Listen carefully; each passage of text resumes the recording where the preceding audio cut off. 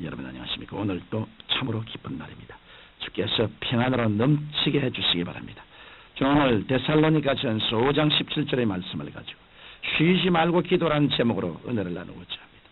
예수를 믿는 사람이든지 믿지 않은 사람이든지 갑자기 어려움을 당하면 아이고 하나님 나 좀 살려주십시오 하는 말이 저절로 나옵니다.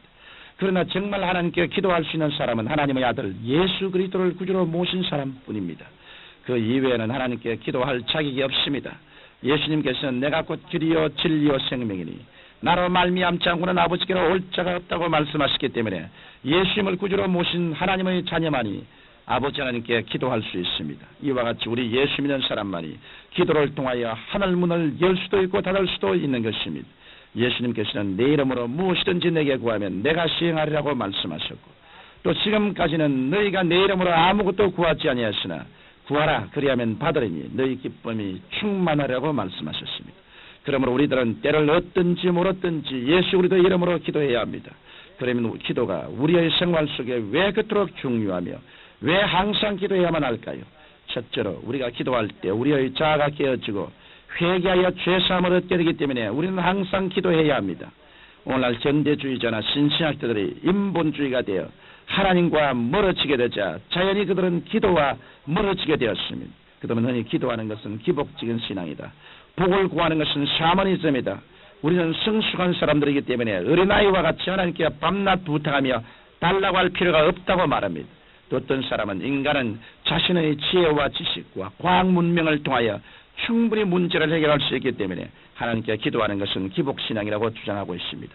그러나 이런 사람들이 진실로 하나님 중심의 신앙을 가지려면 기도해야 합니다. 기도해야 자아가 깨어지고 회개하게 되는 것입니다. 우리가 기도하면 제일 먼저 확인이 드러나는 것이 죄의 문제입니다. 우리가 기도하기 위해 하나님 앞에 엎드리면 성령께서 하나님께 불순종하고 불신앙한 것을 깨우쳐 주시고 따라서 우리는 그 죄를 고백하고 자복하게 되는 것입니다. 기도하지 않을 때는 죄를 고백하거나 자복하지 않습니다. 그 때문에 우리의 심령을 깨끗이 씻기 위해서는 늘 기도해야만 하는 것입니다. 죄는 우리가 하나님과 교통하는 것을 가로막습니다. 이것은 마치 자식이 부모에게 거역하면 자식은 자식이지만 부모와의 참된 교통이 끊어지는 것과 같은 이치입니다. 우리가 예수님을 구주로 믿어 거듭나고 하나님의 자녀가 되었을지라도 우리의 자아가 그대로 살아서 하나님께 죄를 지으면 하나님과 교통할 수 없는 것입니다. 성경 이사야서 59장 1절로 2절에 여호와의 손이 짧아 구원치 못하심도 아니요 귀가 둔하여 듣지 못하심도 아니라 오직 너희 죄악이 너희와 너희 하나님 사이를 내었고 너희 죄가 그 얼굴을 가리워서 너희를 듣지 않게 하심이라고 말씀하고 있습니다. 이와 같이 우리가 죄를 가지고서 하나님께 아무리 부르짖어봤자 소용이 없습니다. 그러므로 우리는 기도함으로써 자아를 깨뜨리고 죄를 정복하여 늘 깨끗한 심령으로 하나님과 교통할 수 있어야겠습니다. 둘째로 기도는 하나님과의 영적 대화이기 때문에 우리는 항상 기도해야 합니다. 아무리 가까운 사람이라도 대화가 끊기면 그만 서먹서먹해지고 맙니다. 요사이 이혼율이 급증하는 것은 부부지간에 대화가 끊겼기 때문입니다. 요사이 문제가 많이 생겨나는 것도 부모가 너무 바빠서 자녀와의 대화가 끊기고 집이 기숙사처럼 되어버리기 때문입니다. 마찬가지로 우리가 하나님 아버지와 기도를 대화하지 않으면 하나님과의 원만한 관계가 이루어질 수 없는 것입니다.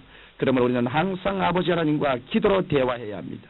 우리가 기도를 해야 마음이 훈훈해지고 하나님 아버지의 자비하신 모습이 우리 마음속에 가득해지며 하나님의 평화가 영광이 넘치게 됩니다. 이 세상의 부모님들도 마찬가지입니다.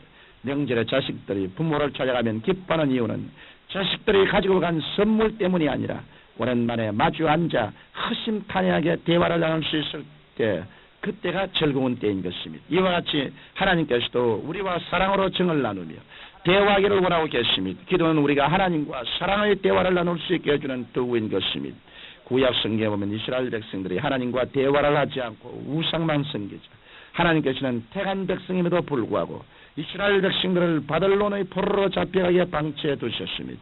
하나님께서는 이스라엘 백성들이 포로가 되었으라도 하나님께 돌아와 대화하기를 원하셨던 것입니다.